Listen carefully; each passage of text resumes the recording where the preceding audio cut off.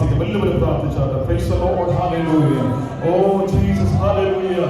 Praise the Lord. ഈ ഒരു വർഷം അവരുടെ ജീവിതത്തിൽ അനുഗ്രഹമായി തീരുന്നതിനായി, അവരുടെ ഭാവി ഉന്നതമായി തീരുന്നതിനായി, വിദ്യാഭ്യാസം അനുഗ്രഹമായി തീരുന്ന, മാതാപിതാക്കൾക്ക് അനുഗ്രഹമായി സഹോദരൻ നിർത്തുന്നതിനായി നമുക്ക് ഒരുമിച്ച് പ്രാർത്ഥിക്കാം. എല്ലാവരും പ്രാർത്ഥിച്ചാണ്.